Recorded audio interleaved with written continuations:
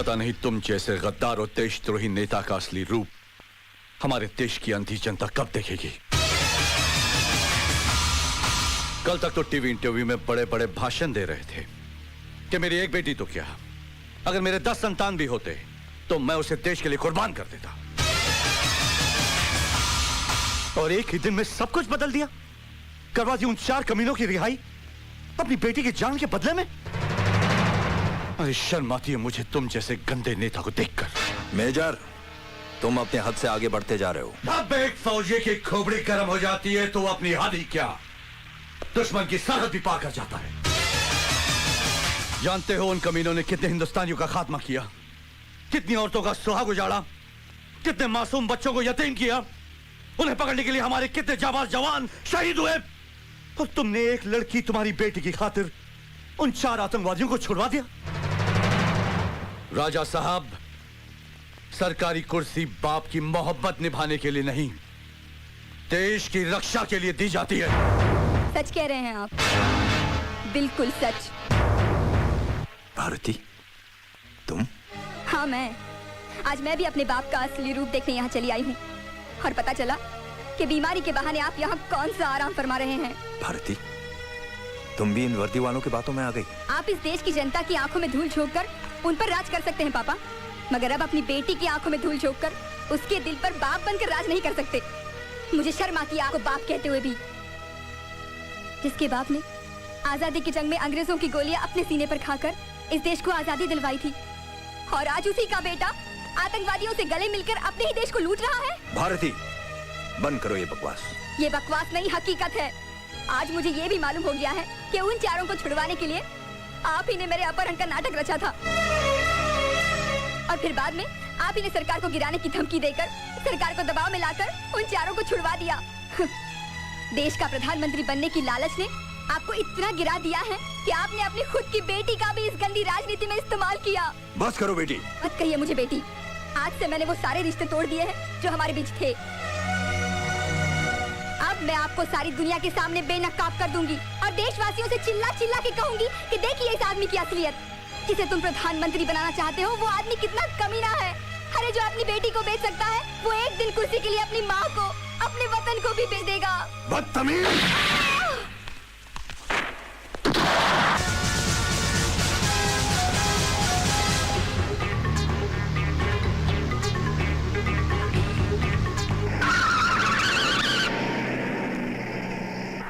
वीरभद्र सिंह आतंकवादियों से मिला हुआ है sir. What? That's not possible. उसने अपनी बेटी को भी मार दिया सर, अपनी असलियत छुपाने के लिए। जी हाँ, वो इस वक्त मेरे कब्जे में, मैं उसे हेडक्वार्टर ले आ रहा हूँ sir.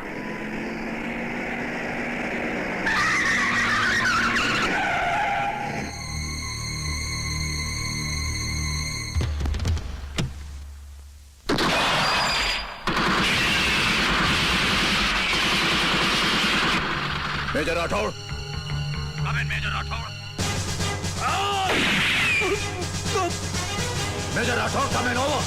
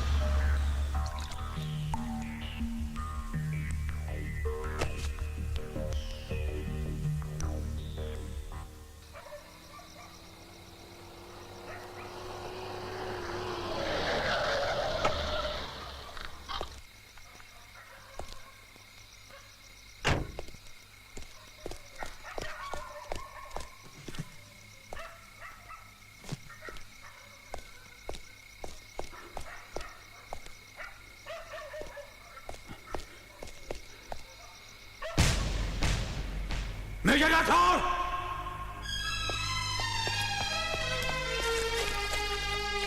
Major Rathore, major Rathore, major Rathore, major Rathore, major Rathore. Major Rathore की मौत इस जंग की शुरुआत थी।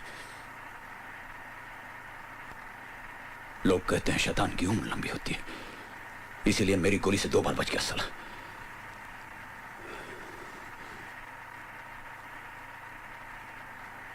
हालात फिर कुछ यूं बदले कि मैं अपना मिशन पूरा नहीं कर सका। एक सच्चा सरदार मर सकता है लेकिन अपने बाल नहीं काटेगा। उस दिन वाहिगुरु के सामने अपनी आंखों में आंसू भरे मैंने अपने हाथों से अपना रूप बदल डाला और मजबूरन वो सब कुछ किया जो मेरे धर्म और तबीयत के खिलाफ था। कहानी यहां खत्म नहीं होती। इस दुनिया में मैं एक अकेला इंसान हूं, एक अकेला बदनसीब इंसान जिसने जीते जी अपनी बीवी को विधवा के रूप में देखा हो। सच्चाई ये है सच्चाई।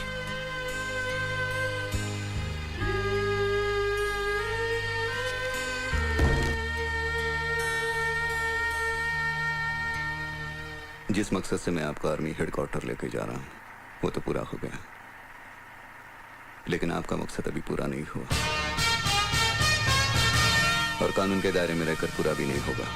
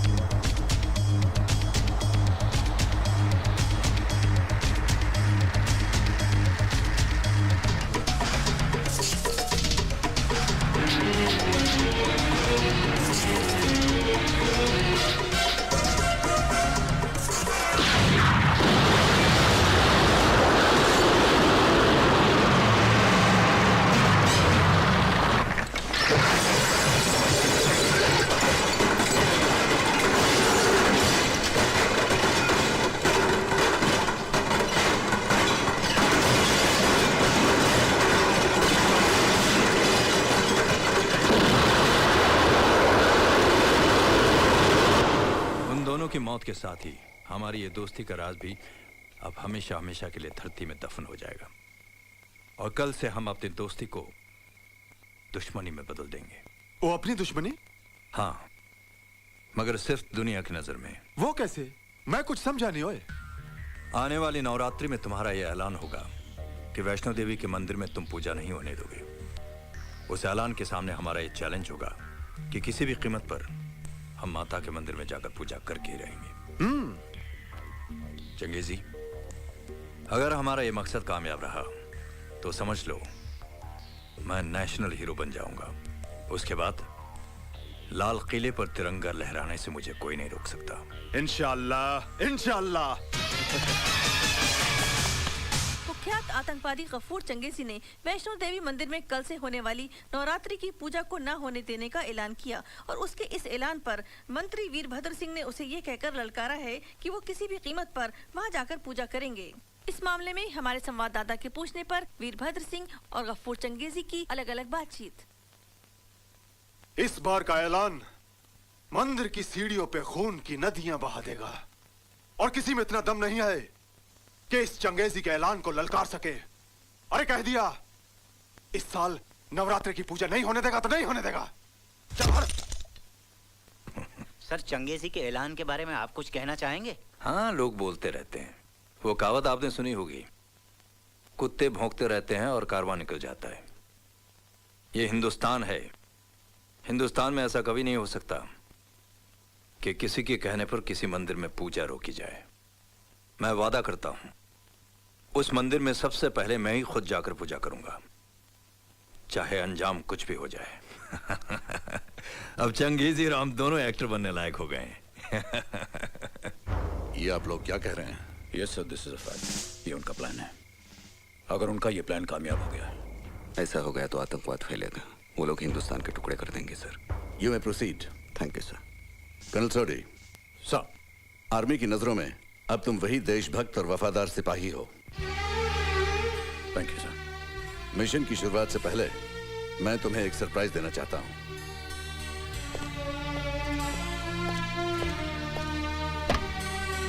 आइए।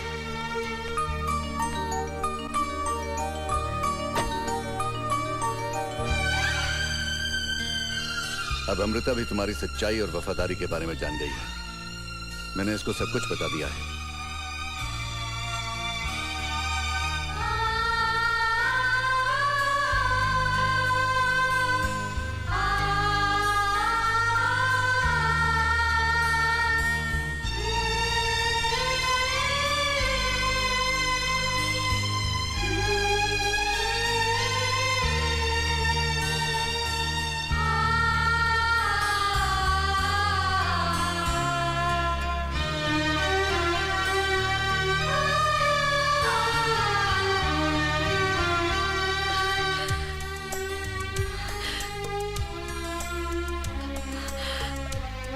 मुझे बस करो, कुछ न बोली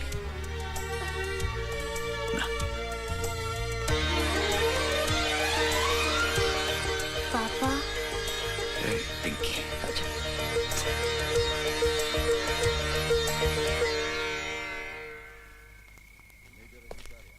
साहब, तुम्हारे गर्म दिमाग को ठंडा करने का इलाज भी मैं लाया हूं।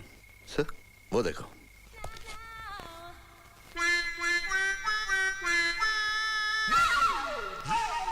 सर, एक नंबर की हफ्ताखोर है, करप्ट है। इसका और मेरा कभी कुछ घबरा मत मेजर। सर, आज से किरण ने भी सच्चाई और वफादारी की राह पर चलने की कसम खा ली है। हाँ जी, ब्रिगेडियर साहब ठीक कह रहे हैं। आज मैं भी इस वर्दी की असली कीमत को समझ गई हूँ। आज से तुम्हारी जिंदगी के हर मिशन में मैं तुम्हारे साथ रहूंगी।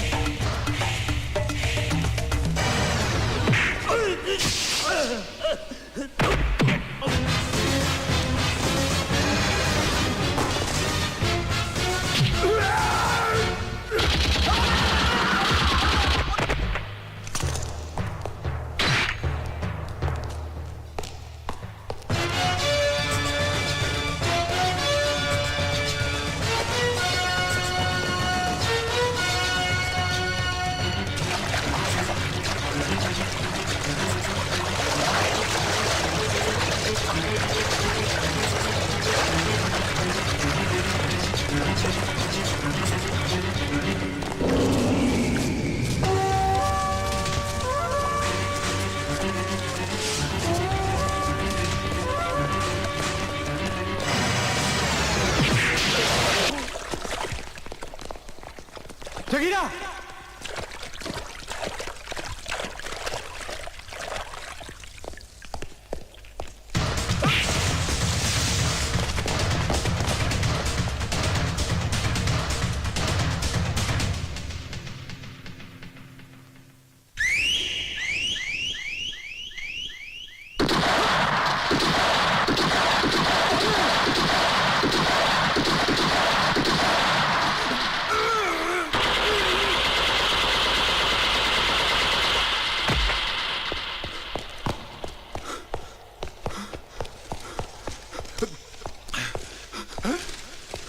किधर गया है?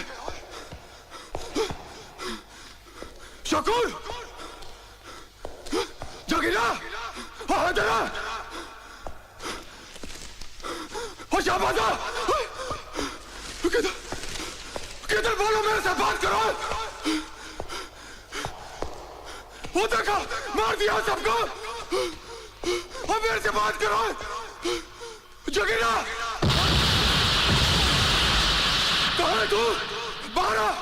अरे सामने आ, चूहे की औलाद, सामने आ।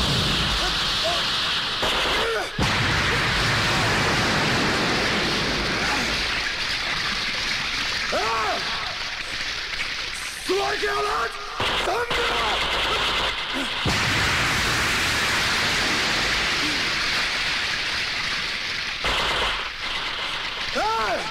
चंगेजी के सीने पे गोली मार, अगर मरद का बच्चा है तो।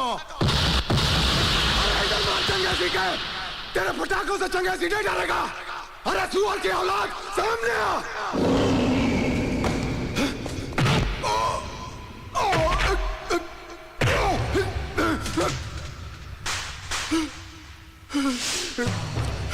बख्श, बख्श दे, तू चंगेजी की जान बख्श दे रे, बख्श दे।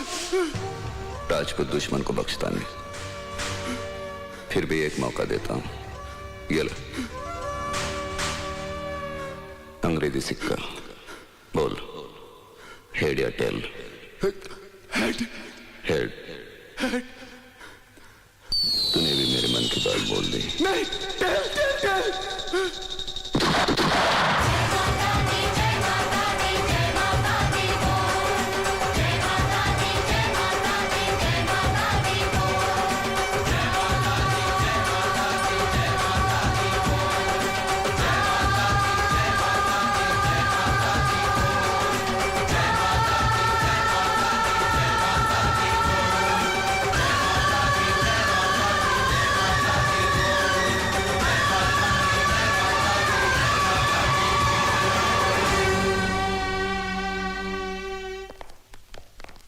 साहब, इस गेस्ट हाउस में हमारे खाने और आराम करने का इंतजाम किया गया है। हम लोग भोजन के बाद यहाँ से चलेंगे। तब तक आप इत्मीनान से आराम कीजिए और खाना खाइए। हाँ ठीक है। पता नहीं लोग पैदल चल कर पूजा करने के लिए इतना ऊपर कैसे चले आते हैं। मेरे तो पैरों की हालत खराब हो गई, बाप रे। अरे यहाँ तो चमचागिरी बनकर बाहर लोग देख रहे हैं। हाँ। बाथरूम कहाँ है? उस तरफ। अभी वहां भी मेरे पीछे मत आ जाना। जी। अरे कमर में भी दर्द है।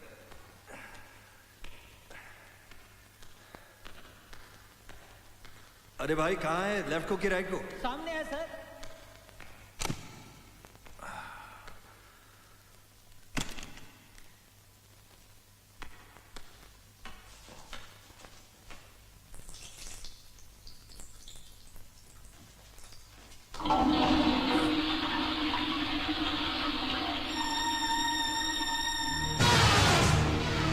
तुम आवाज निकाली तो जबान खींच दूंगा तेरी। जानते हो मैं कौन हूं? अच्छी तरह जानता हूं तू कौन है। यहाँ के पॉलिटिकल सिस्टम की नाजायज औलाद है। वतन बेचने वाला, अपनी ही माँ का दलाल है तू। तुम्हारा सबसे बड़ा गुनाह तो यह है कि तूने आर्मी के साथ राजनीति खेली। और आज तो तूने धर्म की गंगा को भी अपनी गंदी राजनीति की कटन में बहा दिया। मैं चाहूं तो तुम्हें अभी खत्म कर दूं, लेकिन तुम जैसे गद्दारों का अंत एक अलग अंदाज से होगा। तुम कहलाए जाओगे शहीद, लेकिन मौत मिलेगी कुत्ते की। खबरदार कोई भी हिला तो, नहीं तो मेजर अजीत की खोपड़ी को रोशनदान बना दूंगा। Relax, relax. कहां है वो देशभक्त, वो धर्म का रखवाला, जिसने मेरी धमकी के बावजूद इधर आने की हिम्मत की है?